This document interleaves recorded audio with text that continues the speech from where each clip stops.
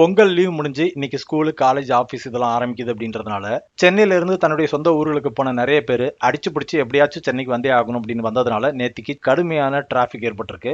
அந்த விதத்துல திருச்சியில இருந்து சென்னையை நோக்கி வந்த ஒரு பஸ்ல ஒரு பெரியவர் ஒருத்தர் தன்னுடைய பொண்ணையும் பேர பசங்களையும் கொண்டு வந்து சென்னையில விடுறதுக்காக வரும்போது ஒரு கட்டு கரும்போட ஏறி இருக்காரு. அவர் செஞ்ச ஒரு வேலை தான் இன்னைக்கு ரொம்ப வைரலா எல்லா இடங்கள்லயும் பரவிக்கிட்டு இருக்கு. நேத்திக்கு அவர் ஏறின பஸ்ல கடுமையான கும்பல் இருந்ததுனால நிறைய பேத்துக்கு இடம் கிடைக்காம பஸ்ஸுடைய தரையிலையும் படிக்கட்டுலையும் உட்காந்து வந்துட்டு இருந்திருக்காங்க. பஸ் கிட்டத்தட்ட விழுப்புரத்தை தாண்டி வந்துகிட்டு இருக்கும்போது படிக்கட்டில் உட்காந்துட்டு இருந்த சில பேர் தூங்கிட்டு இருக்கதை அந்த பெரியவர் பார்த்திருக்காரு.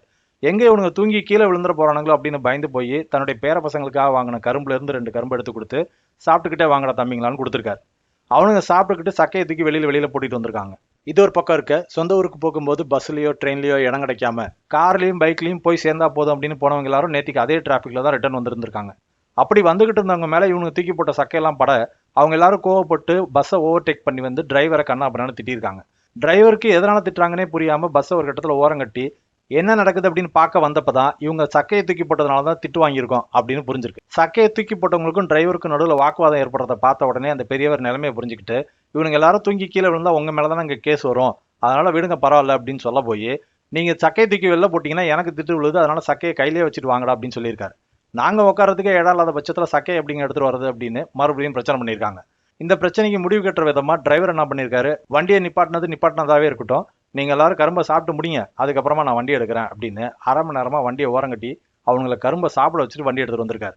கொஞ்ச நேரம் கழிச்சு மறுபடியும் பார்த்தா பஸ்ஸை ஓவர்டேக் பண்ணவங்க எல்லாரும் டிரைவரை திட்ட ஆரம்பிச்சிருக்காங்க. அவருக்கே புரிஞ்சிருச்சு மறுபடியும் சக்கையை தூக்கி வெளில போடுறானுங்க போல அப்படின்னு. ஒரு வழியா சென்னைக்கு கொண்டு வந்து அவங்க எல்லாத்தையும் இறக்கி விட்டதுக்கு அப்புறமா ஏன்டா அவங்களதான் நான் அங்கேயே கரும்பு எல்லாத்தையும் சாப்பிட சொன்னேன், மறுபடியும் எங்க இருந்தா கரும்பு எடுத்தீங்க அப்படின்னு கேட்டதுக்கு அந்த பெரியவர் அவங்க பேர பசங்களுக்காக மொத்தமா 10 கரும்பு வாங்கிட்டு வந்திருந்தாரு. நீங்க வண்டியை நிப்பாட்டி நாங்க சாப்பிட்டது வெறும் 2 கரும்பு தான், மிச்சம் இருந்த 8 கரும்பையும் எங்கள்கிட்டயே கொடுத்து சாப்பிட சொல்லிட்டாரு, அதை சாப்பிட்டுக்கிட்டு தான் நாங்க இது வரைக்கும் வந்தோம் அப்படின்னு சொல்லி டிரைவருக்கு ஷாக்க கொடுத்துருக்காங்க.